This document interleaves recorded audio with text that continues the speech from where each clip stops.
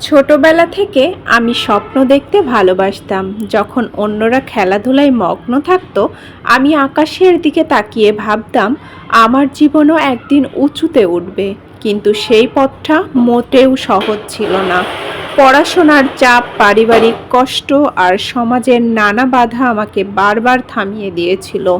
অনেক সময় মনে হয়েছে সব কিছু ছেড়ে দিই, তবুও ভিতরে এক শক্তি ছিল যা আমাকে বলতো, হাল ছাড়িস না।